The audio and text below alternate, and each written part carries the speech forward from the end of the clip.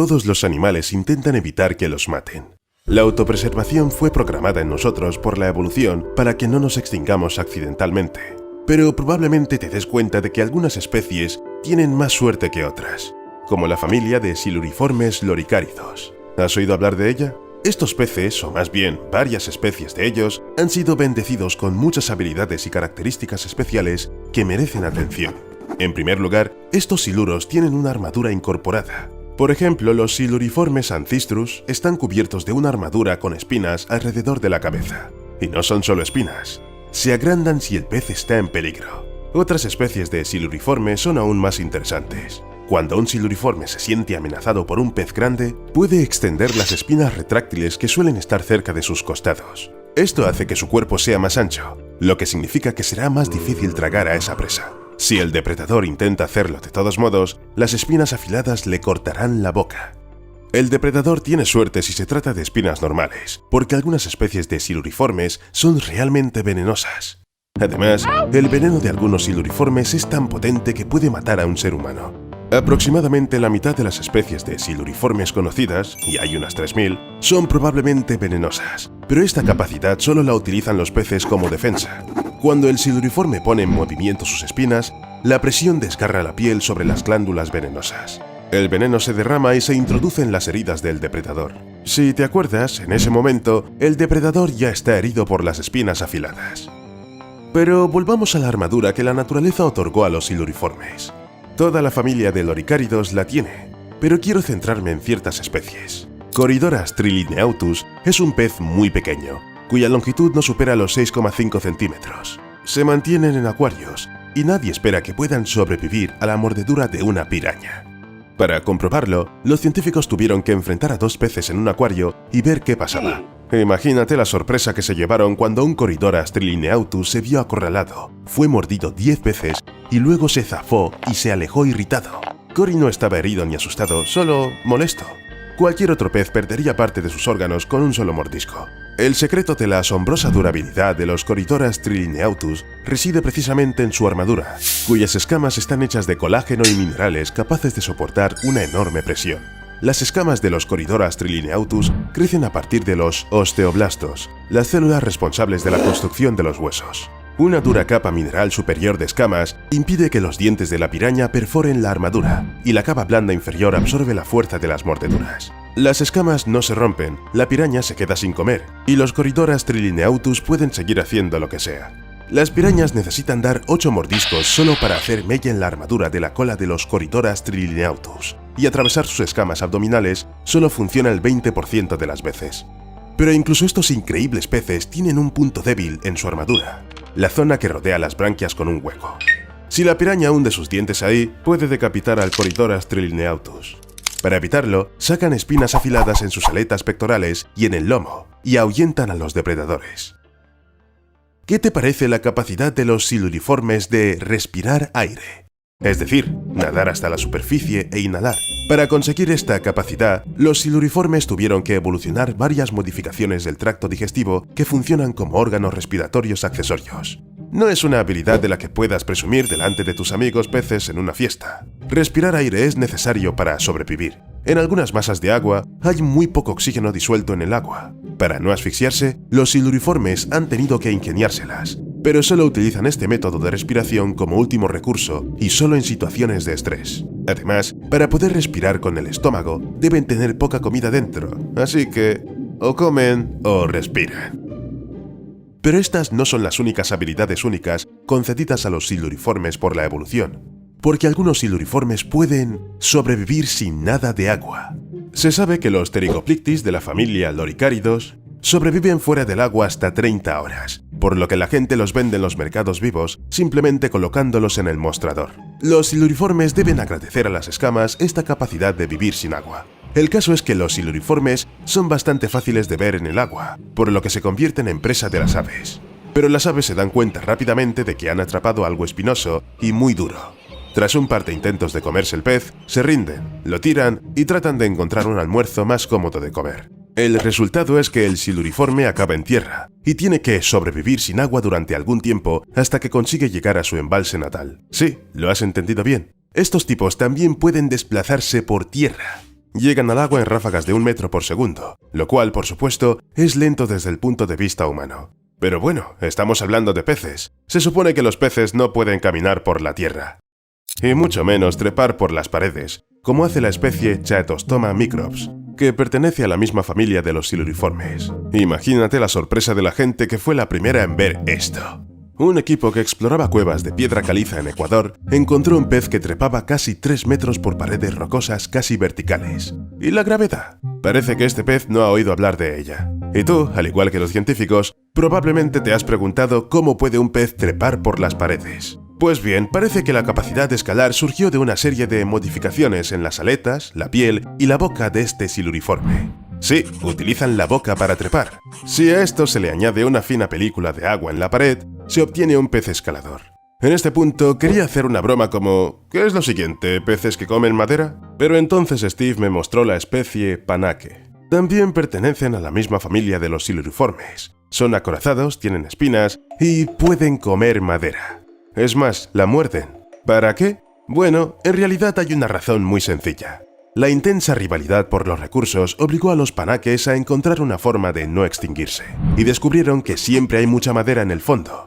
Para incluirla en su dieta, a los peces les han crecido los dientes en forma de cuchara y las mandíbulas colocadas en un ángulo elevado. Pero la digestión no es tan sencilla. Algunos investigadores apuntan a unas bacterias intestinales especiales que ayudan a los panaques en esta tarea.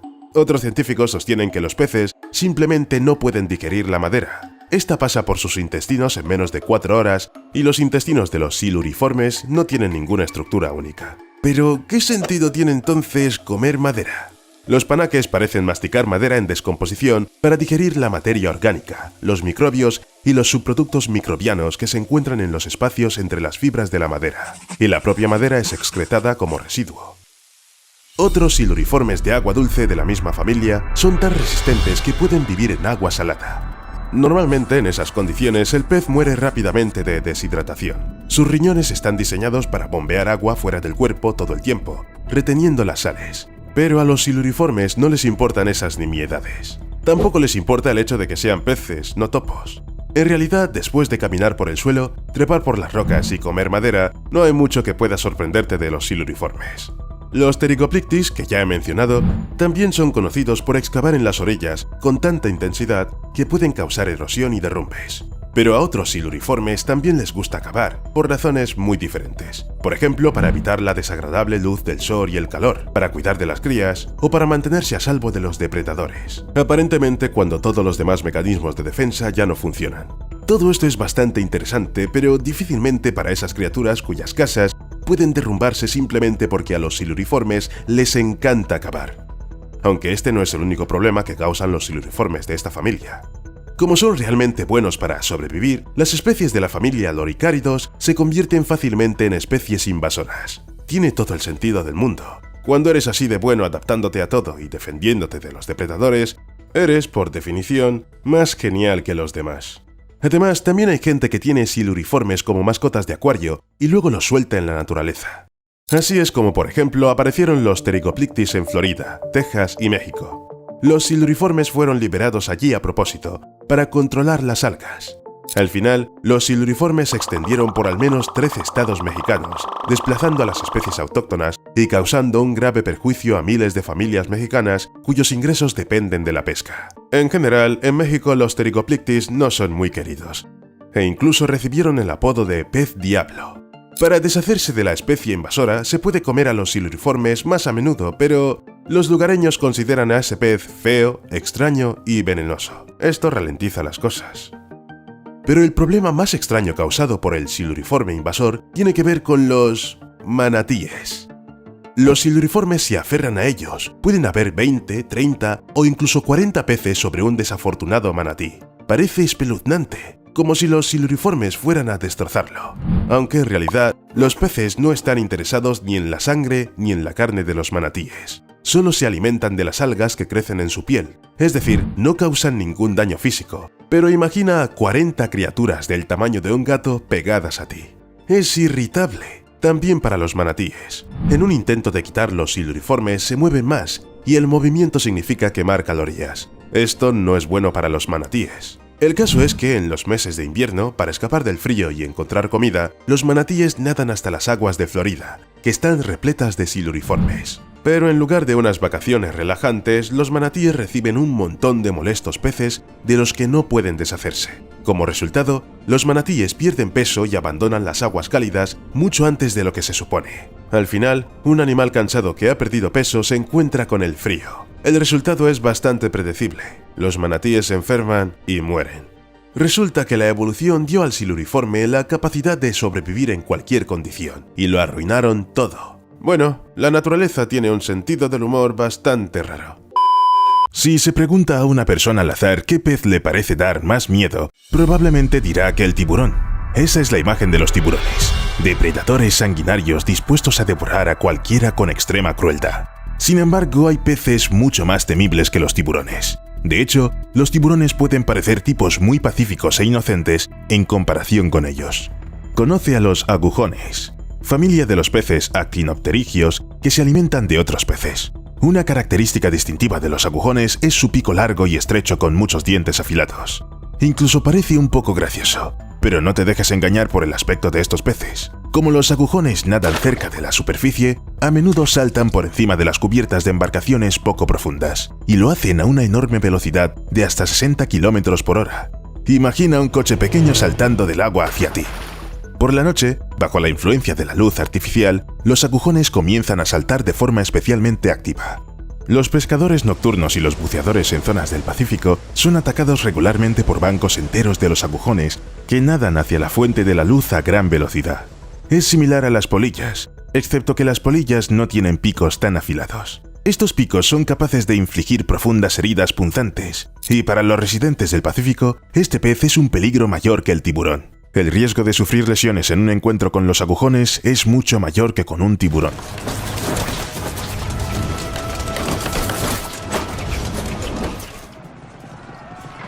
Pero los agujones no solo se encuentran en el Océano Pacífico. En 2010, un kayakista de Florida estuvo a punto de morir cuando un pez saltó fuera del agua y le atravesó el pecho. Otro hombre resultó gravemente herido por un ataque en mayo de 2013 en el Mar Rojo. Un pez le atravesó la rodilla. En octubre del 2013, un sitio web de noticias saudí informó de la muerte de un joven debido a una hemorragia después de que un pez le golpeara el lado izquierdo del cuello. Y en 2014, un pez de la familia de los agujones casi mata a una turista en Vietnam. El pez le mordió el cuello y dejó fragmentos de dientes en la médula espinal, paralizando a la mujer. Los agujones no son el tipo de pez con el que uno quiere encontrarse, aunque cabe decir que las carpas más comunes también pueden suponer una amenaza, sobre todo si se trata de una especie invasora que ha entrado en Estados Unidos.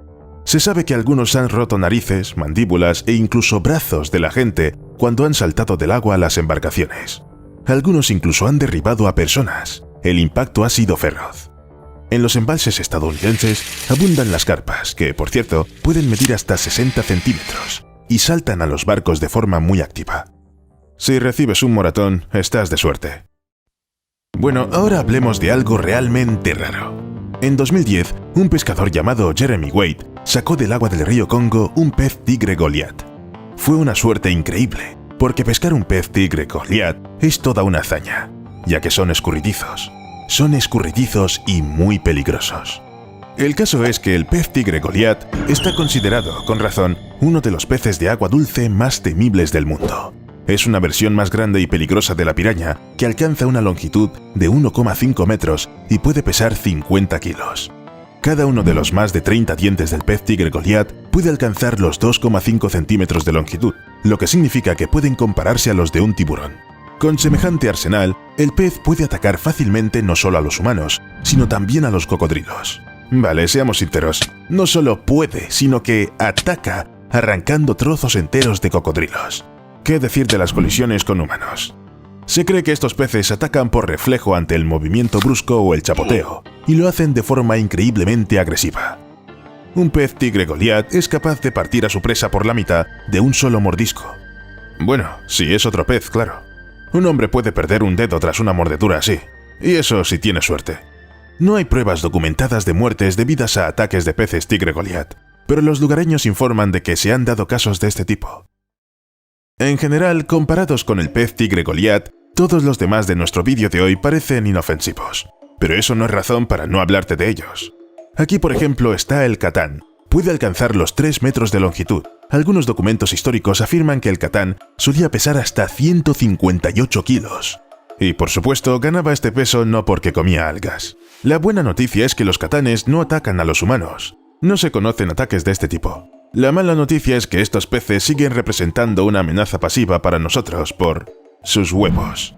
Los huevos del Catán son venenosos si se ingieren. De este modo, los peces protegen a sus crías de depredadores como los crustáceos. Los catanes adultos tienen pocos enemigos naturales, y creo que la cuestión es que es imposible morder las escamas de estos peces. La gente tiene que usar alicates, tijeras para metal y un hacha para atravesarlo. Por esta razón, los catanes rara vez se comen. Te lo puedes imaginar, ¿verdad? Para cuando te deshaces de las escamas, ni siquiera quieres comer. Y ahora hablamos de lucios. Lucio europeo tiene una característica interesante. No está científicamente verificado, es solo la palabra de los pescadores. No obstante, se cree que al lucio europeo se le caen los dientes a mediados del verano para que le crezcan nuevos después. Como a los ciervos les crecen cuernos, solo que con dientes. Si la gente pudiera hacer eso, ¿cuánto dinero ahorraríamos en dentistas? Los investigadores no han podido encontrar pruebas de si los lucios pierden o no los dientes. Tal vez suceda como con el tiburón. Una fila de dientes es sustituida constantemente por la siguiente a medida que se rompen o se caen. Pero no es tan raro que los peces cambien sus dientes. Incluso hay una especie que pierde 20 dientes al día. Es un bacalao Ophiodon elongatus, un feroz pez omnívoro con más de 500 dientes espaciados aleatoriamente en la boca. El Ophiodon elongatus pierde 20 dientes y le sale la misma cantidad al día, y no siente ninguna molestia. Uno puede entenderlo. Cuando se tienen varios dientes de dientes en la boca, un par de docenas no importan en absoluto. Pero, ¿dónde caben tantos dientes? Bueno, al parecer, el Ophiodon elongatus deseaba mucho tener tantos dientes como fuera posible, y no paró ni siquiera cuando se quedó sin espacio en sus mandíbulas. Si miras dentro de su boca, en el paladar, verás que también está cubierto de dientes. En la parte posterior de la garganta, justo delante del esófago, se encuentran las mandíbulas faríngeas, plataformas óseas cargadas de dientes formadas por arcos branquiales modificados. Los dientes están literalmente por todas partes. Cuando ataca, el primer conjunto de mandíbulas se proyecta hacia adelante y atrae a su presa hacia la boca, donde las mandíbulas faríngeas interiores comienzan a aplastarla y pulverizarla. Suena aterrador, sobre todo porque los Ophiodon elongatus con dientes son agresivos. En uno de los centros de investigación donde se encontraban, el personal tenía que tapar con cinta adhesiva las esquinas de los tanques porque los peces intentaban saltar y atacar a cualquiera que pasara cerca. El comportamiento de estos peces es comprensible, ya que la naturaleza los ha convertido en depredadores activos. Los peces sapa no se les parecen en nada, y en general tienen un aspecto extraño para ser peces. Como si alguien hubiera moldeado primero un pez normal con plastilina, pero luego lo hubiera aplastado accidentalmente. Sin embargo, su aspecto nos interesa poco. Mucho más importante es que, de hecho, los peces sapo no saben nadar. Sí, la evolución no solo los ha aplastado, sino que también se ha olvidado de darles una vejiga natatoria. Los peces se ven obligados a caminar o saltar torpemente por el fondo marino. ¿Es posible ser cazador con solo lo que tienen? Resulta que sí. Cuando los peces sapo necesitan moverse con rapidez, utilizan el movimiento reactivo aspirando agua y empujándola a través de las branquias orientadas hacia atrás. Y se mueven muy rápido. Cuando la presa aparece cerca del pez, este solo tarda 6 milisegundos en reaccionar y agarrarla. En comparación, el tiempo de reacción de la mayoría de los humanos es de 200 milisegundos. En este vídeo intentaron filmar el ataque del pez, pero sigue siendo casi imposible distinguir algo. Los peces sapo utilizan su aleta dorsal delantera como caña de pescar, cebando con ella a sus presas. Menean el cebo, imitando a los pececillos que podrían convertirse en la cena de sus presas. Por supuesto, la caña puede romperse, pero los peces sapo tienen un plan para eso. Simplemente pueden hacerla crecer de nuevo. Bueno, era un pez que parecía plastilina aplastada. Es la hora de un pez que parece un carlino submarino, o, como mínimo, está muy sorprendido o molesto por algo todo el tiempo. Eres espantoso. Ya sabes, el pez tiene esa cara como si hubiera salido de casa durante media hora y luego recordara que se le olvidó apagar la plancha. A pesar de ser criaturas bastante feas y de ojos saltones, los uranoscópidos siguen siendo depredadores formidables. Siempre esperan a su presa. Los peces se entierran en la arena dejando fuera solo la boca y los ojos, que hacen girar con toda la fuerza que pueden. Esto atrae a la presa, a la que los uranoscópidos queman con una descarga de electricidad directamente de los ojos. En serio, electrocutan como anguilas eléctricas. Es cierto que su descarga es más débil, apenas 50 voltios frente a los 600 voltios de las anguilas eléctricas, pero es suficiente. Una vez atacada con la electricidad, la presa ya no se resiste y puede ser devorada tranquilamente. Entonces, estas ridículas criaturas matan con la mirada. Bueno, casi. Naturalmente, la corriente también tiene un efecto sobre los depredadores, dando a los uranoscópidos tiempo suficiente para escapar.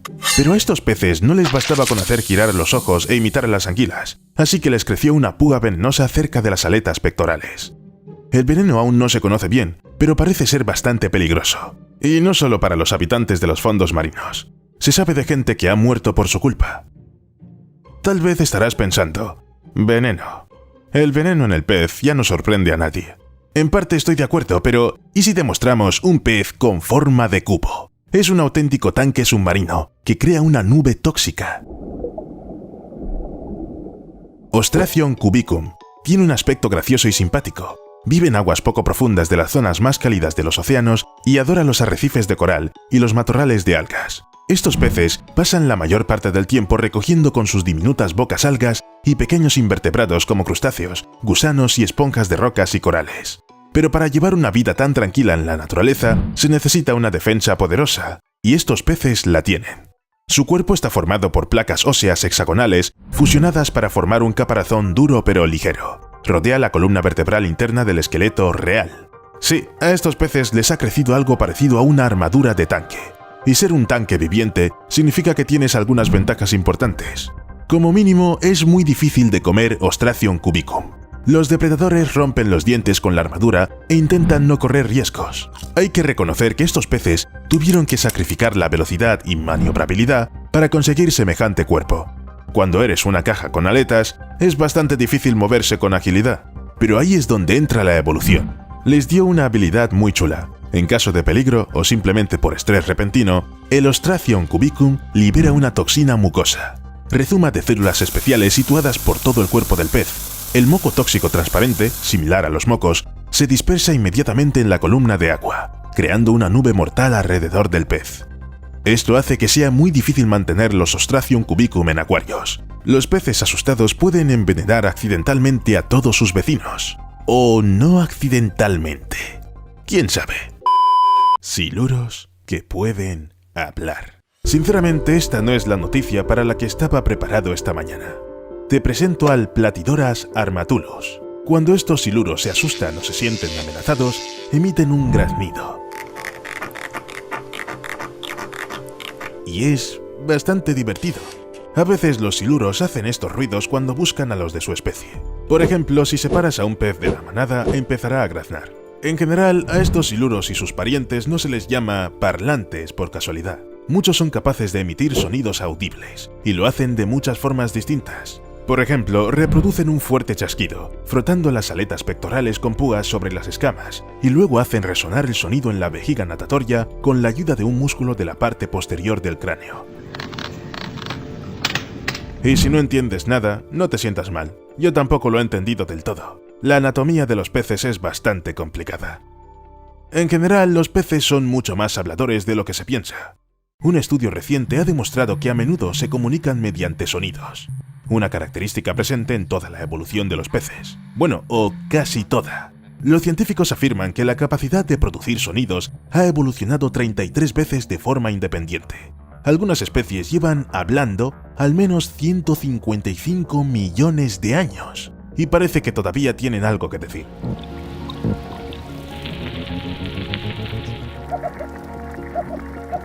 Antes, los sonidos solo se estudiaban en los peces cuyos sonidos podían ser percibidos por el oído humano, por encima de la superficie del agua. Más tarde, un micrófono subacuático llamado hidrófono ayudó a descubrir que también es bastante ruidoso bajo el agua. Los investigadores creen que los peces hablan de todo tipo de cosas, incluida la comida y la reproducción. Utilizan los sonidos para atraer a las hembras, ahuyentar a los depredadores, proteger la comida o el territorio, y si te esfuerzas lo suficiente, incluso puedes entender en qué se diferencian las voces de los peces. Los científicos han estado grabando los sonidos de varios peces durante 18 meses y han llegado a resultados muy interesantes. Este, por ejemplo, es el sonido de los Therapontidae durante el desove, una auténtica fiesta del pescado. Y esta ya es un pez Argyrosomus japonicus, y también está en época de cría. Los científicos no han podido determinar a quién pertenecen las otras dos voces, pero aún así merece la pena escucharlas. Resulta sorprendente, por supuesto, que el estudio de las voces de los peces comenzara no hace tanto tiempo. Sin embargo, los científicos tienen algunas excusas. En primer lugar, había que inventar una técnica adecuada. Y en segundo, ¿quién podría imaginar que los peces hablan, y tan activamente que serían de interés para la ciencia? Los investigadores afirman que solo una pequeña parte del reino animal puede imitar el habla humana. Se cree que el cerebro y el aparato vocal determinan si es posible. Es decir, tienes que ser lo suficientemente inteligente como para hacer sonidos humanos. No puedes esperar que unos ratones hablen de repente en perfecto inglés. Pero las focas sí. Una foca llamada Hoover era particularmente buena en ello. Vivía en el acuario de Nueva Inglaterra, en Boston, y se le considera el primer mamífero del mundo al que se ha adiestrado para imitar el habla humana. La madre de Hoover murió, pero la gente consiguió salvar a la foca y, como resultado, creció en una familia humana normal. En algún momento, Hoover empezó a imitar el acento de su maestro y a pronunciar las frases más características. Cuando la foca se hizo mayor, tuvo que ser entregada al acuario de Boston, donde los científicos finalmente se interesaron por su talento.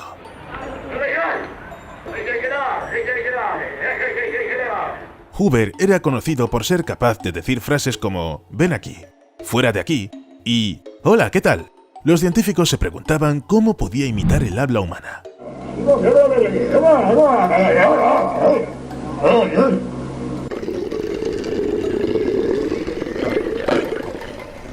Consiguieron establecer que la foca habla mejor que los loros y que Hoover era especialmente habladora durante los periodos de cría.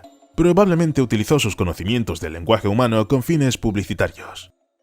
Por aquel entonces, en la década de 1970, aún no estaba claro de qué eran capaces las focas. Solo décadas más tarde, los científicos empezaron por fin a comprenderlo. Por ejemplo, se dieron cuenta de que si se aumenta el nivel de ruido cerca de las focas jóvenes, éstas empiezan a levantar la voz, igual que los humanos. Estos resultados apuntan a la posibilidad de que las focas tengan conexiones entre el cerebro y la laringe. Hasta ahora, estas conexiones solo se han encontrado en humanos. Otro estudio confirma la asombrosa capacidad de las focas para copiar el habla humana.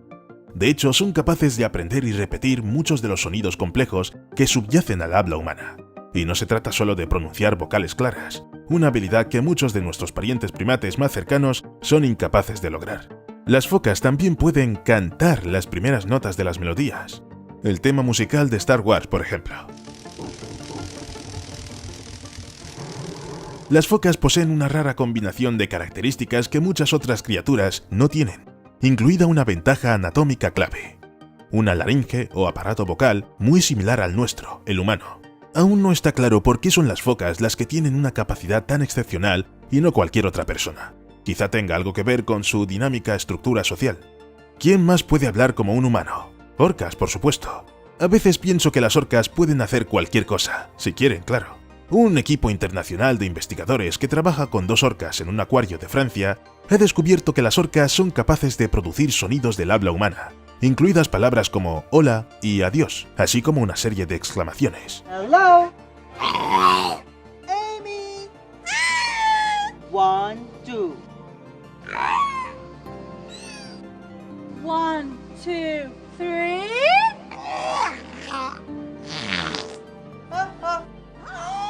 Bye bye.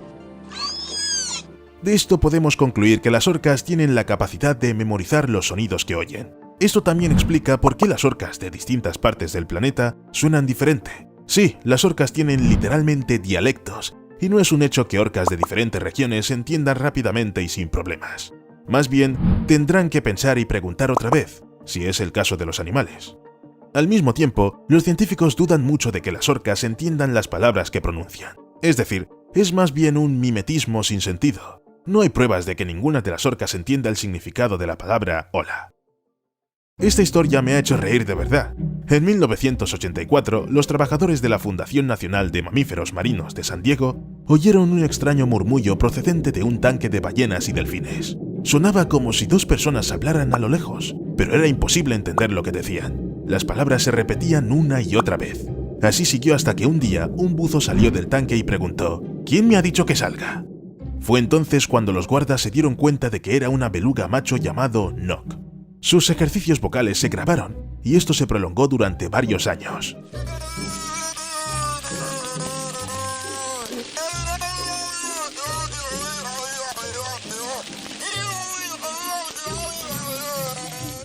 Resultó que Nock hablaba tanto bajo el agua como en la superficie, espontáneamente y a la orden, solo y junto a la gente. Pero con sus hermanos, Nock no usaba el habla humana. Probablemente pensó que, de todos modos, no lo entenderían. Curiosamente, el ritmo y la amplitud de sus estallidos vocales y los intervalos entre ellos se correspondían con el habla humana, al igual que las frecuencias básicas del sonido. Eran unas octavas más graves que los sonidos habituales típicos de la especie. La beluga imitó a los humanos durante unos 4 años, pero luego alcanzó la madurez y dejó los intentos de hablar. O Nock perdió la capacidad de emitir sonidos humanos, o perdió el interés por hacerlo. Pero, ¿por qué lo hacía Nock en primer lugar? Bueno, parecía gustarle. Era un tipo dispuesto a intentarlo todo. Le gustaba imitar el habla, observar a la gente y sus reacciones, establecer conexiones. En resumen, era una forma de que Nock tuviera una interacción interesante con otra especie. Y como las belugas son capaces de tales trucos, también lo son los elefantes. Después de todo, ¿quién es uno de los animales más inteligentes del planeta? Y hemos conseguido encontrar un par de ejemplos. Quizá el más llamativo sea un elefante llamado Koshik, que vive en el parque temático Everland, cerca de Seúl. Koshik imita el habla humana y se comunica con su cuidador. El vocabulario del elefante, sin embargo, no es muy extenso. Unas 5 palabras de las más sencillas, entre ellas no, vale y hola. Se dice que Koshik suena bastante convincente, pero los científicos no creen que realmente entienda las palabras que dice. Probablemente es solo la onomatopeya. No está claro por qué Koshik empezó a imitar el habla humana en primer lugar, pero los biólogos cognitivos especulan que puede deberse a sus experiencias infantiles. Koshik fue el único elefante que vivió en el zoo durante unos 5 años como juvenil. En una etapa importante de su desarrollo, solo interactuó con humanos. Esto pudo influir de tal manera que Koshik empezó a adaptar su vocalización, haciéndola más humana. La lógica es muy sencilla. Si emites los mismos sonidos que los demás miembros de tu grupo, encajas mejor en él. Es similar en otras especies que son capaces de imitar el habla de otras personas. Es una pena que Steve y yo no sepamos coreano, así que no podemos evaluar hasta qué punto el habla del elefante se parece al habla humana. Pero si entiendes coreano, publica en los comentarios cómo va la pronunciación de Koshik. También había otro elefante que podía utilizar en cierto modo el habla humana con sentido. Batir, que así se llamaba el animal, vivía en un zoo de Kazajstán, en la Unión Soviética, y tenía un vocabulario de más de 20 frases. Por ejemplo, el elefante podía pedir agua y comida a los cuidadores, así como elogiarse o regañarse a sí mismo. Al parecer, como extra, Batir imitaba diversos sonidos como ladridos de perros, silbidos y chirridos de goma. Estas habilidades pronto atrajeron la atención de los medios de comunicación, y las grabaciones de Batir llegaron a la radio y la televisión. El caso del elefante parlante kazajo también se ha incluido en varios libros sobre comportamiento animal y en las actas de varios congresos científicos. Pero hay un gran pero. Las habilidades de Batir nunca han sido realmente investigadas por los científicos. Por lo tanto, es muy probable que la gente solo tuviera ilusiones, y Batir no fuera realmente capaz de hablar como humanos. Solo aprendió a repetir sonidos graciosos. Bueno, mientras haya animales que imiten el habla humana, o tal vez incluso hablen lenguas humanas, tenían que haber animales que te insultaran. Quizá recuerdes la historia de los loros del zoo que aprendieron algunas palabrotas y las utilizaron con tanto éxito que hubo que apartarlos de los visitantes. Pero aquí tenemos una historia muy diferente, y su héroe es un pato amizclero, un macho llamado Ripper. Ripper creció en cautividad en la reserva de Titbimbilla, y una vez consiguió ser grabado haciendo el ruido de portazos y también pronunciando la frase «maldito tonto». Los investigadores creen que se trata de una frase que Ripper probablemente ha oído decir a su cuidador en varias ocasiones.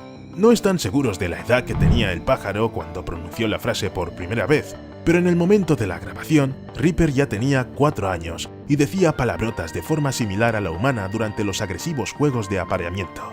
Es posible, por cierto, que el cuidador estuviera diciendo al pato «aquí tienes tu maldita comida». y Ripper estuviera repitiendo exactamente la palabra comida en lugar de tonto. Pero es imposible entender exactamente lo que quería decir el pájaro. Sobre todo porque las grabaciones se hicieron hace más de 30 años. Pero Ripper no es el único ejemplo de pato parlante de esta especie. En 2000, otro pato amizclero fue visto en la misma reserva imitando otra especie de pato. Puede que no parezca gran cosa porque no dejan de ser palabras de pájaro, pero no creo que a los propios patos les importe mucho a quién imitar. Para ellos no son más que sonidos incomprensibles que emiten otros animales. En realidad, no pensamos en lo que decimos cuando maullamos a los gatos. También se sabe que otros patos amizcleros, ya en el Reino Unido, utilizan la imitación de sonidos, reproduciendo la tos de un guardián y el chirrido de un torniquete. Probablemente sepas que hace muchos años los peces salieron del agua y llegaron a la tierra, pero en esa época todo se veía así.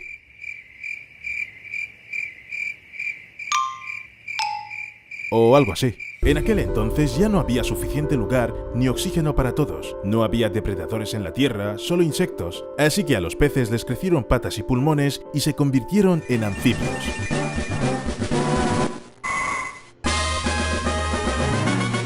Y entonces, unos cuantos millones de años después, aquí estamos.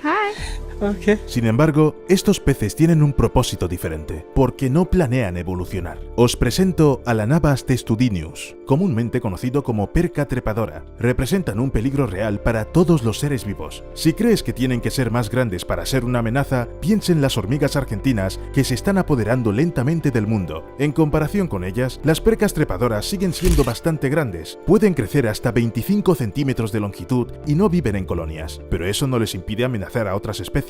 ¿Ves esa afilada aleta dorsal? Es solo una parte del armamento de la perca trepadora. Sus cubiertas branquiales pueden cambiar de posición y están equipadas con sus púas afiladas. Los peces las utilizan para desplazarse en tierra y para asfixiar a sus enemigos desde el interior. Una vez que un depredador se ha tragado una perca trepadora, esta eleva sus aletas, expone sus púas y se clava en la garganta del depredador. A veces esto significa una muerte instantánea por falta de oxígeno, mientras que otras veces provoca una muerte más lenta por hambre. Cualquiera que decida dar un bocado puede acabar en esa situación. Peces más grandes, aves, tortugas, incluso mamíferos. Si deciden tragarse una perca trepadora, este pez no hará excepciones con nadie. Incluso sostenerlo en las manos es un reto. Tanto las cubiertas branquiales como las aletas son muy afiladas, y es como intentar agarrar una papa muy caliente que además se retuerce. Very hot potato.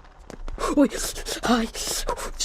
Pero supongamos que las aves empiezan a comer las percas trepadoras y su población empieza a reducirse. ¿Y qué? Quiero decir, ¿cuál es el problema? Es la selección natural y todo eso, ¿no es así? Desgraciadamente esto solo funciona en regiones donde la perca ya formó parte del ecosistema. Si llegan a un nuevo lugar, pueden arruinar literalmente todo. Por ejemplo, la falta de pájaros puede provocar un aumento de roedores o de insectos que destruyen los cultivos, y esto es un problema grave. Hasta el 40% de los cultivos del mundo se pierden ya sea por culpa de las plagas y enfermedades de las plantas. Solo los insectos causan daños por valor de 70.000 millones de dólares al año. Les va bastante bien incluso sin la ayuda de la perca trepadora. Reducir el número de aves es una locura, pero a la perca trepadora no le importa nada de eso. Solo se apoderan de nuevos territorios y si alguien trata de comérselos, bueno, ese es su problema. A las percas trepadoras no les interesa este efecto dominó en el que a una especie en peligro de extinción le sigue otra, luego una tercera, y así hasta que todo alrededor cambia. Por supuesto, no deberíamos juzgarlas, después de todo son solo peces. Boom. Peces que causan grandes problemas. ¿Pero de dónde vienen? Como suele ocurrir, los científicos se toman mucho tiempo antes de estudiar las cosas realmente importantes. No sabemos exactamente de dónde vino la perca trepadora, pero probablemente apareció en el sudeste asiático. En las últimas 4 décadas ha llegado al sur a través de Indonesia y no piensa en detenerse. Además de matar a los depredadores, la perca trepadora se adapta fácilmente como muchos otros peces que han aprendido a ir por tierra. Siempre tiene un plan B. Si las aguas donde vive están demasiado pobladas, la perca trepadora puede salir y arrastrarse a otro lugar. Si ese se seca, esperará en el barro o encontrará otro lugar para vivir. ¿No hay suficiente comida? Puede salir a tierra. Debe haber algo más allá. ¡Wow! Estos peces son más geniales que Schwarzenegger. I hate Plan B. Pero, ¿cómo te mueves en tierra si eres un pez? Quiero decir, ¿no crees que es un poco contradictorio? Las percas trepadoras se han ocupado de esto y han desarrollado un órgano especial para respirar en tierra. Retiene algo de agua e hidrata las branquias, lo que permite al pez vivir sin agua durante días. Pero la perca trepadora necesita mantener todo su cuerpo húmedo para sentirse bien, por lo que el pez prefiere moverse por la noche o por la mañana temprano, cuando todavía hay rocío. Espera, pero no se puede ir de la India a Australia sobre el rocío. Después de todo, hay mares, diferentes estrechos, largas distancias, así que las percas trepadoras hacen autostop. Se aferran a la parte inferior de los barcos de pesca y van a donde los lleven. Es muy conveniente cuando pueden vivir en aguas con diferente salinidad, ¿no? Además, una persona puede llevarse una perca trepadora tras atraparla accidentalmente con el resto de los peces. No me extrañaría que la perca trepadora ya haya aprendido a fingir que está muerta para que, al llegar a un nuevo territorio, pueda salir del barco y hacer sus necesidades. Así es como la perca trepadora está expandiendo su influencia, acercándose cada vez más a Australia. Y como las especies locales evolucionaron independientemente del resto del planeta, solo se puede adivinar qué tipo de golpe pueden asestar los extranjeros. A la gente se le enseña literalmente a reconocer a las percas trepadoras y a denunciarlas inmediatamente a las autoridades, quizás a la policía. ¡Es un pájaro! ¡Es un avión! ¡No! ¡Es Superman! ¡Idiotas! ¡Es una perca trepadora! ¡Tenemos que informar a las autoridades! Sí, es así de grave. La noticia de la perca trepadora acercándose a Australia sonó como una declaración de guerra. Las especies autóctonas pueden ser muy letales, pero no están acostumbradas a un adversario así. Imagínate un cactus que de repente creciera donde nadie había visto nunca un cactus y nadie estuviera preparado para eso. Los animales sienten curiosidad, intentan comerse las púas, se hacen daño y en el mejor de los casos se lesionan. Lo mismo ocurrirá con los peces, incluso las púas son bastante parecidas. Se necesitará más de un siglo para acostumbrarse a un vecino así y aprender a vivir junto a él. Si es que puede acostumbrarse a la perca trepadora. ¿Dónde están todos los Steves? ¿No te has enterado? Se fueron a otro lago. ¡Por fin! En un entorno familiar, las especies autóctonas conocen sus límites. Los depredadores ya saben cómo y a quién comer. Las presas aprenden a defenderse y a esto se añaden las condiciones climáticas. Todo esto crea un equilibrio bastante frágil pero perfecto. Pero en cuanto alguna especie resistente se interpone, todo se convierte en un caos.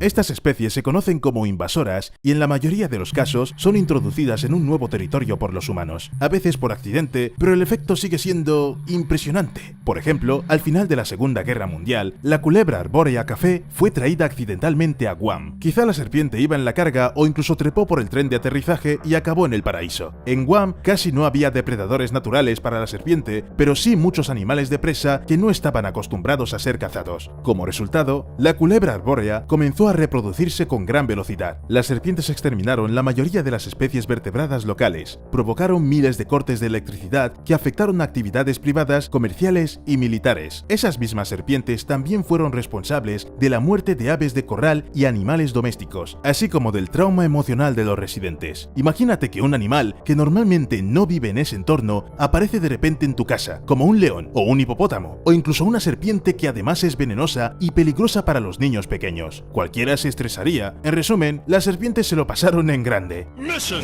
complete.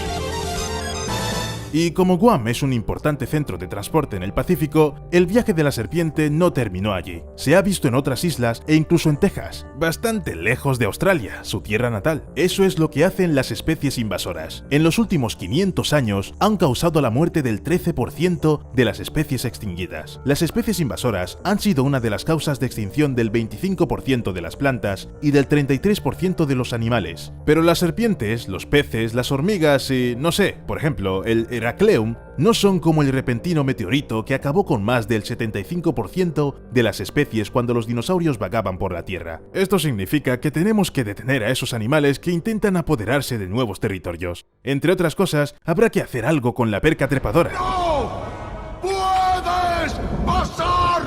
Sí, gracias Gandalf. ¿Alguien más tiene alguna sugerencia? ¿Pescar todos los peces que podamos? Eso ayudaría, pero solo por un tiempo, antes de que la perca trepadora se reproduzca cómodamente de nuevo. Entonces, ¿tal vez veneno? Espera.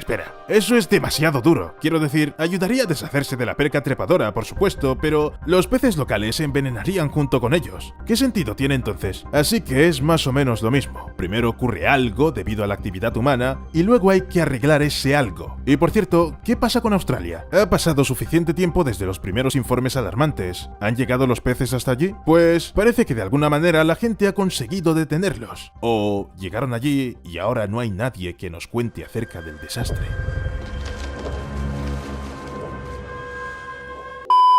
Algunas leyes de la naturaleza parecen ser, pues, básicas. El sol sale por el este, los leones cazan antílopes, los árboles crecen de abajo a arriba, es todo muy sencillo. Y entonces te enteras de que las ranas se comen a las serpientes. ¿De verdad? La interacción entre las ranas y las serpientes debería ser al revés. Pero las ranas americanas dijeron esto. ¡Ja! Que se vengan a Texas, por ejemplo. Se lo mostraremos. Las ranas toro están consideradas como una de las más grandes del planeta, con una longitud de hasta 15 centímetros y un peso de hasta 500 gramos. En promedio, las ranas toro no croan, sino que emiten un sonido similar a un mugido que puede oírse muy lejos. Pero no cuando una rana toro está de caza. Son depredadores nocturnos que se sientan tranquilamente en una emboscada y esperan a que una serpiente pase cerca, para luego arremeter bruscamente con sus poderosas patas traseras. ¡Zas! La presa es agarrada por la boca de una rana gigante, y trata de explicarle a la rana toro que son las serpientes las que tienen que alimentarse de ellas, y no al revés. Y mientras algunas serpientes se alimentan de ranas, otras salvan de las inundaciones a sapos, ratones y escarabajos, llevándolos directamente sobre sus espaldas. Esto se ha visto de vez en cuando en Australia, con pitones Liasis olivaceus y serpientes marrones orientales como servicio de taxi de emergencia.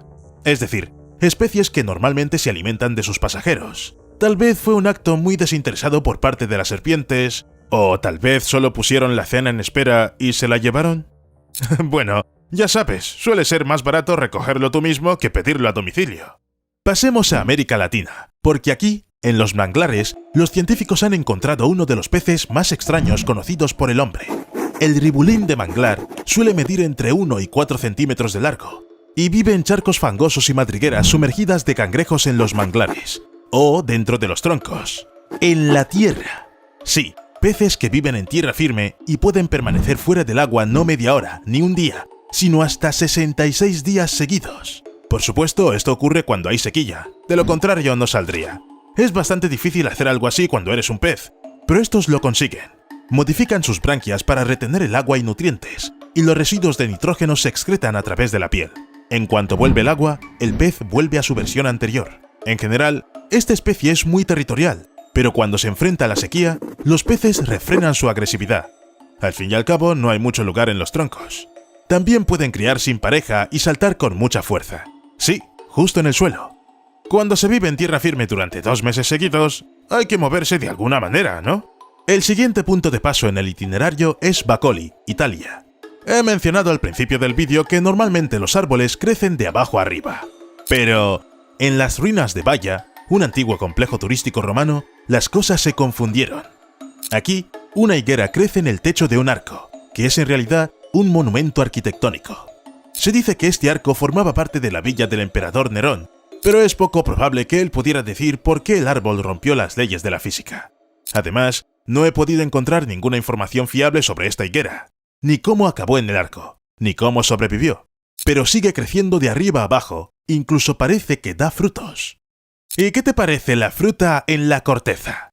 El sur de Brasil es donde se puede encontrar el árbol de la jabuticaba, pero solo en los estados de Minas Gerais, Goiás y Sao Paulo.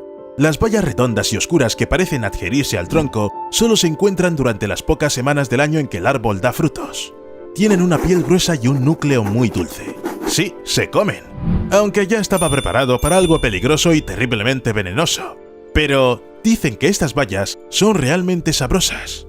La mayoría de las veces se consumen frescas, pero la fruta empieza a fermentar tan solo 3 a 4 días después de la cosecha. Así que hay que hacerlo rápido. O hacer algún tipo de mermelada, hornear un pastel... Ya estoy babeando. ¿Qué es lo siguiente, Steve? Y lo siguiente son mosquitos. Mosquitos que viven en todas partes. Los mosquitos toxorinchites son bastante grandes. Se encuentran en bosques y prefieren estar activos durante el día. También son inesperadamente bellos para los mosquitos. No, en serio, mira eso. Nunca he visto criaturas tan hermosas que beban sangre. Tal vez la cosa sea que los mosquitos toxorinchites no se lo beben. Los adultos se alimentan de sustancias ricas en carbohidratos, como el líquido que secretan los áfidos. En el menú de estos mosquitos también está el jugo de las plantas dañadas, la fruta, el néctar e incluso la basura. En resumen, no hay nada parecido a la sangre en su menú. No quieren ni probarla. ¿Por qué arriesgar tu vida cuando puedes encontrar algún melocotón? No te matará, eso es seguro. Pero las larvas de estos mosquitos se alimentan de las larvas de otros mosquitos. ¿Lo ves? Los mosquitos toxorynchites hasta ayudan a las personas. Y muy activamente. Las larvas, como deben ser las larvas, son muy voraces. Un solo futuro mosquito toxorynchite puede comer hasta 5.000 larvas ajenas antes de que madure. Y esto puede llevar desde unas pocas semanas hasta 6 meses. ¿Te imaginas cuántas larvas peligrosas puede destruir en ese tiempo? Y ya que estamos en el agua, donde normalmente viven las larvas de los mosquitos, es hora de ir a la India, hogar del búfalo de agua. Por cierto, cerca del 90% de estos animales se encuentran en Asia. Son toros realmente grandes que pueden pesar hasta 1.200 kilos y alcanzar una longitud de casi 3 metros. Lo más importante es que a los búfalos les encanta el agua. Todo el mundo sabe que los hipopótamos pasan la mayor parte de su tiempo en masas de agua, pero no se espera este tipo de comportamiento. Bueno, ¿de los parientes de las vacas? Se trata de las glándulas sudoríparas. Los búfalos de agua tienen muy pocas, especialmente para su tamaño. Son menos resistentes a la luz solar directa, lo que significa que pueden sobrecalentarse fatalmente. Los búfalos de agua necesitan refrigeración constante y se dan cuenta de ello. Por ello, nunca se alejan del agua por voluntad propia. Algunos prefieren estanques profundos, otros simplemente se revuelcan en pozos de barro que cavan con sus propios cuernos. Las anchas pezuñas del búfalo de agua y la estructura especial de sus articulaciones le ayudan a evitar quedarse atascado en el barro o el limo del fondo de los estanques. Si alguna vez has nadado en uno, entenderás que esto puede ser un problema, especialmente cuando eres un búfalo, grande y pesado. Además, cuando los búfalos de agua tienen mucha hambre, se sumergen en el fondo y comen lo que encuentran allí. Supongo que se trata de la hierba, pero aún así, no me metería en el mismo estanque que un búfalo hambriento. Nunca se sabe. Y si crees que llamar búfalo de agua así es demasiado, aquí tienes una historia. Durante una inundación en Filipinas, un granjero pudo salir montando en un búfalo de agua. Al parecer, a este animal no le importa en absoluto lo que haya a su alrededor. Un lago o el agua turbia después de las fuertes lluvias. También se llevaron la vaca. Pero dejemos el agua y añadamos algo de lava a este vídeo. Hay un cactus de lava en las Islas Galápagos que parece... bueno, un cactus. Excepto que crece exclusivamente en campos de lava fresca. Por supuesto, incluso necesita que la superficie se endurezca y se enfríe y todo eso. Pero la mayoría de las plantas y animales no vivirían en una zona así de todos modos. ¿Recuerdas cómo es Mordor? No parece un valle florido, ¿verdad? Pero eso es porque Sauron no tenía cactus de lava. No los han estudiado lo suficiente, pero esto es lo que he aprendido. Cuando los cactus se establecen en las grietas, las bacterias de sus raíces empiezan literalmente a comer la lava. Se liberan minerales útiles que ayudan al crecimiento del cactus, que a su vez proporciona alimento a los animales. E incluso cuando el cactus de lava muere, su trabajo no termina. El cactus se convierte en humus. Pues bien, donde hay humus hay suelo fértil para otras plantas. El único inconveniente del cactus de lava es su forma. Parece... pues tu abuela se sonrojaría. Bien, pasemos de los temas peligrosos para YouTube y sigamos adelante. En Sudáfrica hay abejas que se niegan a trabajar. Todo el mundo retrata a las abejas como verdaderas aficionadas al trabajo duro que siempre están ocupadas haciendo algo. Y esa es una imagen bastante justa. Las abejas trabajan toda su vida. Una sola abeja puede sobrevolar 1000 flores en un día. Y al atardecer, está tan agotada que ya no presta atención a nada dulce ni a las flores especialmente sabrosas. ¿Conoces ese estado en el que estás tan cansado que ya no quieres nada? Una abeja obrera vuela unos 800 kilómetros en su vida. Es decir, en 5 o 6 semanas. Eso es el límite, más allá del cual solo hay muerte. Por supuesto, las abejas descansan cuando duermen. Son unas 5 o 7 horas al día, y el resto del tiempo trabajan. Pero no las abejas sudafricanas. Debido a una mutación genética, han aprendido a reproducirse sin una reina, simplemente clonándose a sí mismas. Y si no hay reina, no tienen que trabajar. Las abejas se cuelan en las colmenas ajenas y allí ponen sus huevos para que otros puedan alimentar y cuidar a sus crías. Estas larvas crecen hasta alcanzar casi el tamaño de las reinas y, al igual que estas, pueden reproducirse, lo que significa que no hacen ningún trabajo. Se pavonean por la colmena como si se les debiera todo. Esto conduce rápidamente a la desintegración de la colmena, pero antes de que esto ocurra, las abejas sudafricanas tienen tiempo de descansar súper bien, y luego pueden encontrar otra colmena y dejar sus clones allí. Y si crees que todo al revés solo puede ocurrir en la Tierra, aquí está Marte. Marte, donde los atardeceres y amaneceres son azules. Además, el Sol parece bastante pequeño desde allí, pero eso es generalmente comprensible. Marte está más lejos de él. ¿Y por qué este color? Marte es conocido como el planeta rojo. Su suelo es rico en óxido de hierro, por lo que tiene un tono rojizo. Pero cuando se levanta polvo fino, la luz azul puede penetrar en la atmósfera con mucha más eficacia que cualquier otra. Así es como aparecen las puestas de sol azules. Las atmósferas son diferentes en todas partes. En Urano, por ejemplo, el cielo del atardecer pasa de azul a turquesa. Y en Titán, uno de los satélites de Saturno, el cielo cambia de amarillo a naranja y marrón, mientras que el Sol se está escondiendo en el horizonte. En 2010, ocurrió una historia muy aterradora en el río Unsa, un afluente de Volga. Una mujer llamada Vera se estaba bañando en el río cuando de repente notó que se acercaba algo extraño. Este algo nadó hasta ella, se clavó bruscamente en su pierna y entonces sintió un dolor agudo.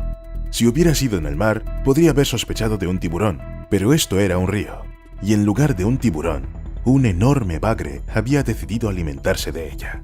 El bagre agarró la pierna de la mujer con sus dientes y no la soltó hasta que tuvieron que forzarlo a dejarla en paz. Los médicos contaron más tarde más de 20 heridas leves en su pierna lesionada, todas ellas causadas por los dientes del pez. Los riesgos incluían infecciones y daños en los ligamentos, hemorragias, lesiones vasculares. Todo esto lo hizo un bagre, el mismo pez que debería estar nadando tranquilamente en el fondo. Y si te pones a investigar, verás que los ataques de bagres son mucho más comunes de lo que te gustaría pensar, y algunos son realmente aterradores. En los años 60, no lejos de la ciudad rusa de Khabarovsk, un enorme bagre no solo atacó a un hombre, sino que lo arrastró bajo el agua. No se sabe cómo terminó la historia, pero los lugareños tuvieron que acudir a los militares. Y creo que la razón principal de este comportamiento de los bagres se debe a su dieta. Los bagres comen de todo. En serio, ni siquiera les importa a qué especie pertenece su posible cena. De vez en cuando se ve una noticia sobre un bagre que se llevó bajo el agua a un perro salchicha o que mordió a un niño. Sí, parece una leyenda urbana, pero hay muchas pruebas reales de que los bagres se tragan a los patitos e incluso ahogan a los patos adultos. Las ratas también son presa de ellos. Al mismo tiempo, son lo suficientemente inteligentes como para evaluar su fuerza e incluso elaborar estrategias. Los bagres jóvenes se reúnen en grupos, aunque nunca lo hacen como adultos, y depredan las palomas que llegan a aguas poco profundas. Los bagres más grandes rastrean a sus presas durante mucho tiempo antes de atacar. Los estómagos de los bagres capturados en Francia pueden estar rellenos de patas de aves que no pudieron digerir, por lo que no se trata de casos aislados. Los bagres, en efecto, se alimentan de palomas. Naturalmente, incluso para el bagre más grande, un humano es una presa demasiado grande. Pero eso no significa que un bagre no vaya a atacar, para proteger sus huevos, por ejemplo.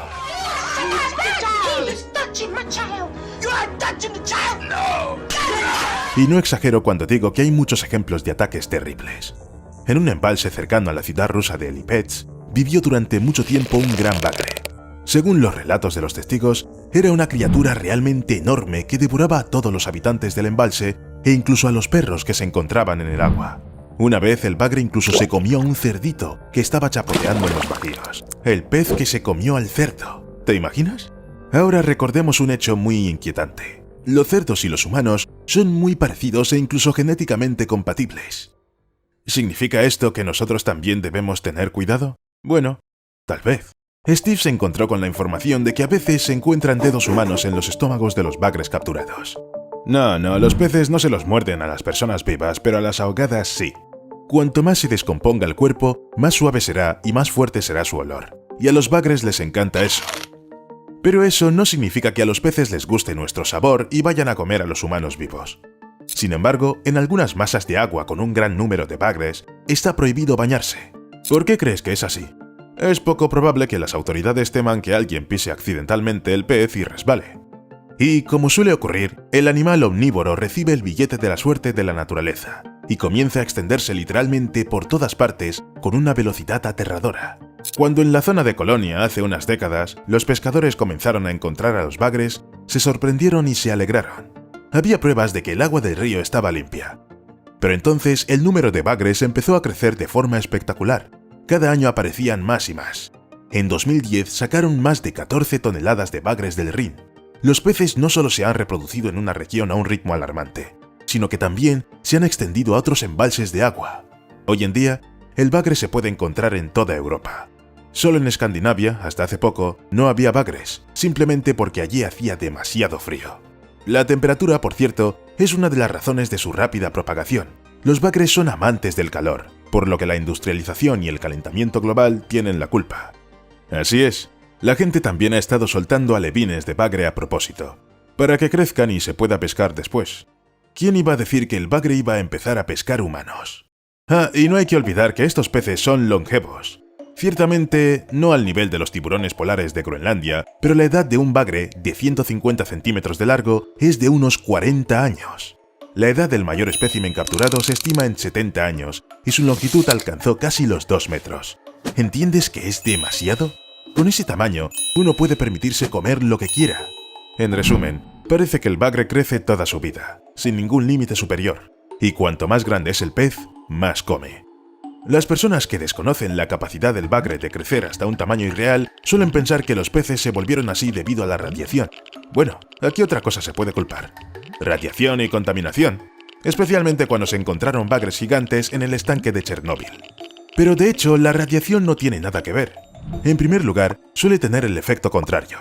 Los animales se enferman y mueren antes de crecer lo suficiente. En segundo lugar, se supone que las especies capturadas en Chernóbil deben ser grandes. Quiero decir, por sí mismos. Además, hay pruebas de que el mismo bagre fue capturado en regiones libres de radiación, y los peces eran aún más grandes. Los bagres radiactivos tienen mucha suerte. Viven con mucha comida y sin depredadores. Lo más probable es que en un par de décadas sean más grandes. Y cuanto más grande es el bagre, más grande es su presa, naturalmente. ¿Por qué malgastar energía y tiempo en pescar algún pez pequeño cuando puedes comer algo más nutritivo para el almuerzo? Con el tiempo, el bagre comerá casi cualquier cosa que le quepa en la boca. Todo empieza de forma bastante inocua. Gusanos, gasterópodos, crustáceos e insectos. Pero en cuanto el pez crece, come ranas, peces e incluso otros bagres. La dieta de los verdaderos gigantes incluye aves, pequeños mamíferos como perros e incluso ovejas. Las comen enteras. Y el bagre se lo puede permitir todo, no solo por su tamaño. Como ya he dicho, los bagres son lo suficientemente inteligentes como para elaborar diferentes estrategias durante la caza. Entienden muy bien lo que hacen, y la naturaleza les ha dado todo lo que necesitan para cazar. Por ejemplo, tienen una sensibilidad muy bien desarrollada, que les permite sentir la vibración de sus presas. El bagre también es muy bueno para adaptarse a nuevas fuentes de alimento cuando éstas surgen, lo que significa que amplía alegremente sus menús. No puedes acercarte a un bagre y esperar que no te coma porque eres nuevo aquí. El bagre también adopta nuevas estrategias de caza cuando lo necesita, como atrapar palomas hasta en la tierra. También los bagres analizan las rutas de migración de salmones o arenques. Incluso los encuentran por primera vez y luego toman una posición cómoda para cazar, y cazan con éxito. Bueno, creo que ya he mencionado su capacidad de agruparse para perseguir a la presa. En general, parece que si vives en el agua, la única forma de escapar de un bagre que te ha apuntado como cena es dejar de respirar. Los bagres plotosus se encuentran en el Océano Índico, el Pacífico Occidental y Nueva Guinea. Se dice que se parecen a las anguilas por su cola, pero mucho más interesantes son sus largos bigotes que sobresalen del hocico de estos bagres. Contienen papilas gustativas que permiten al animal detectar las sustancias químicas del agua que le rodea. Son tan sensibles que pueden captar los más mínimos cambios en la acidez del agua, como los causados por la respiración de un poliqueto. Un suspiro y ya está. El bagre lo ha visto. Gracias a esta capacidad, estos peces pueden cazar incluso en la oscuridad total. Por cierto, ¿has oído hablar alguna vez de noodling? Es un método de captura de bagre. Con tus propias manos. Un hombre mete la mano en la madriguera de un bagre bajo el agua y lo saca. Pero es más complicado de lo que parece. En primer lugar, el noodler tantea con las manos en el agua para localizar la morada del pez. Si todo va según lo previsto, el bagre agarra la mano del noodler, tras lo cual este atrapa al bagre con ambas manos. Y aquí ni siquiera sé qué puede salir mal, especialmente con todo lo que ya te he contado sobre estos peces. El mayor peligro para un noodler es el riesgo de ahogarse. Si el agua es demasiado profunda y no tienes un amigo que te ayude, un gran bagre puede mantenerte bajo el agua mucho más tiempo del que eres capaz de aguantar la respiración. También hay que ser lo suficientemente fuerte físicamente y resistente, porque el bagre se defenderá. Incluso un pez de 30 kilos será un serio adversario. No olvides que está en su elemento, y se come a las ovejas. Un bagre es capaz de romperle las costillas a un hombre. Y si mientras se esfuerza por aguantar la respiración para no ahogarse, pues... Por lo tanto, las perspectivas no son tan buenas. No es casualidad que el noodling se considere muy peligroso en comparación con otras formas de pesca. La gente muere literalmente por ese tipo de entretenimiento. De vez en cuando aparecen noticias al respecto. Quizá los bagres estén matando a mucha más gente de lo que sabemos. Las personas que se han enfrentado a la agresión de los bagres dicen que su mordida es similar a la de un cachorro al que le han salido los dientes. Pero no te apresures a pensar que es indoloro. Puede que el bagre no tenga colmillos, pero sí tiene dientes maxilares. Gruesas hileras de púas curvadas hacia adentro, diseñadas para evitar que el alimento se escape una vez que se mete en la boca. Al agarrar la mano de una persona, el bagre también tiene una desagradable tendencia a apretar y girar. ¿Te imaginas lo que se siente al tener la mano atascada en un sacapuntas? Un bagre que araña a una persona puede arrancarle la piel, y permíteme recordarte que a estos tipos les encanta la carroña, y sus dientes nunca están limpios. Y justo cuando parece que un encuentro con un bagre común no es la mejor experiencia de tu vida, llega a la escena un bagre Melapterurus electricus, capaz de suministrar hasta 350 voltios para aturdir a una presa desprevenida. Pero el pez no solo es inmune a sus propias descargas, sino que parece no poder electrocutarse en absoluto, gracias a la evolución por la inmunidad. No hace mucho, los científicos compararon las reacciones de los bagres Melapterurus electricus y de los peces dorados ante diferentes estímulos, observando los movimientos de los peces tras ser expuestos a descargas eléctricas tanto del otro bagre como de los electrodos. Mientras que los peces dorados fueron gravemente electrocutados por el bagre Melapterurus electricus y quedaron completamente inmovilizados por los electrodos, el bagre Melapterurus electricus parecía completamente imperturbable ante cualquier electrocución. No estoy seguro de que siquiera se haya dado cuenta. ¿Por qué ocurre esto? Nadie lo sabe todavía. Pero lo cierto es que los humanos aún no han sido víctimas de los bagres Melapterurus electricus. Uno grande es capaz de simplemente aturdir a una persona. Sin embargo, ¿recuerdas que el bagre crece a lo largo de su vida? ¿Quién sabe? Tal vez ahora mismo hay un pez nadando en algún lugar lo suficientemente grande como para matar a una persona. ¡Hasta luego!